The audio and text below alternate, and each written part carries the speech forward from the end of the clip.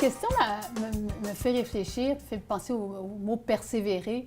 Et je pense qu'étant une personne très compétitive de nature, j'ai très tôt commencé à persévérer pour réussir. Et ce, dans les différentes facettes de ma vie. Donc, travailler fort et essayer de me dépasser du mieux possible. Je vous dirais aussi qu'un des apprentissages, c'est que tu ne peux pas être bon dans tout. Alors, tu dois persévérer dans les choses dans lesquelles tu as du talent ou pour lesquelles tu as du talent.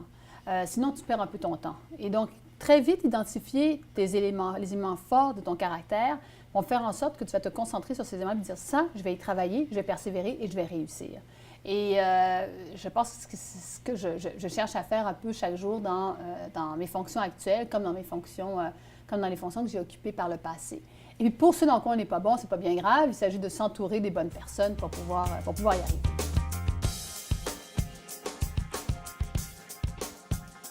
Bien, écoutez, d'un point de vue d'abord personnel, j'ai perdu mes parents dans le séisme en Haïti.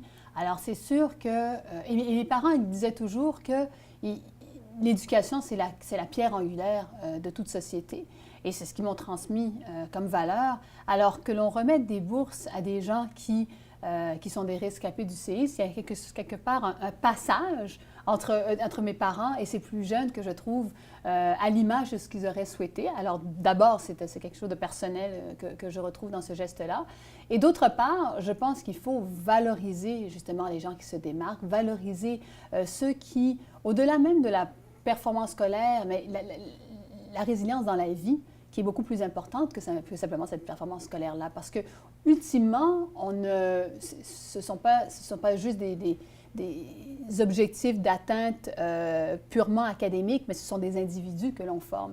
Et avoir vécu ce qu'ils ont vécu et être capable de se dépasser par la suite, je pense que c'est ultimement un modèle pour tous nos jeunes, en fait.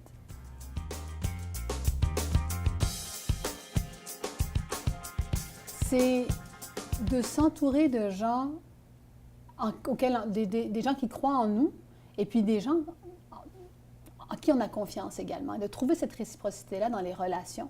Et souvent, ces personnes-là ne sont pas nécessairement des grands mentors ou des grands dirigeants, mais des personnes que vous connaissez dans votre réseau et qui vous aident au quotidien. Et ça, c'est très important d'avoir ce réseau de soutien-là pour vous soutenir.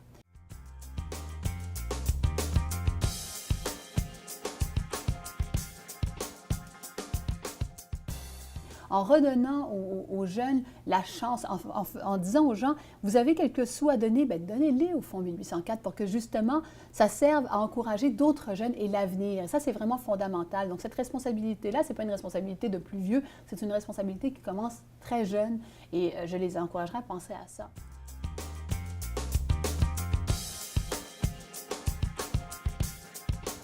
Je penserais à trois éléments importants.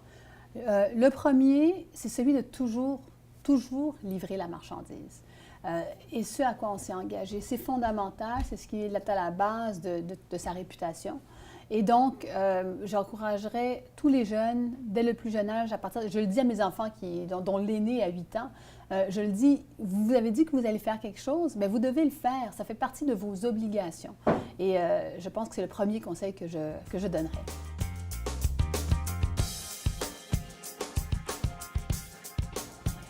Le second conseil, c'est que les gens qui aujourd'hui reçoivent une bourse, ou qui sont des boursiers, ont une chance d'en avoir par rapport à d'autres qui n'en ont pas, par rapport à d'autres qui ont vécu autre chose dans leur vie et qui n'ont pas cette chance-là.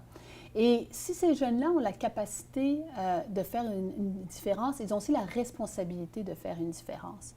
Et donc, il faut que la roue tourne. Et il faut que la roue tourne de la même manière que le Fonds 1804 l'a fait tourner aujourd'hui en redonnant à la société. Et de penser qu'au bout du compte, si tu as la capacité ou la capacité de redonner à la société, tu as aussi la responsabilité de redonner à la société.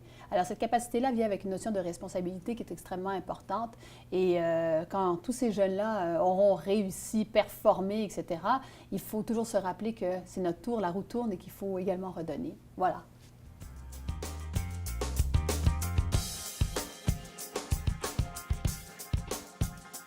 Peut-être le dernier conseil que je donnerais, c'est de ne pas hésiter à être ambitieux, à avoir de l'audace, puis de l'ardeur de travailler fort pour réussir. C'est les 3 ans dont j'adore parler, là, mais qui sont toujours en arrière de moi, qui sont toujours avec moi, en fait. L'ambition, l'audace, l'ardeur, parce que c'est en combinant ces 3 éléments-là, ces 3 ans, que l'on arrive réellement à faire une différence et avoir un impact dans le monde. Alors, de toujours penser en ces termes-là, ce serait peut-être mon 3e conseil. Mais je ne suis pas bien vieille, là, alors peut-être que vous devez bien me voir dans 30 ans puis que j'aurai d'autres conseils à donner. Voilà.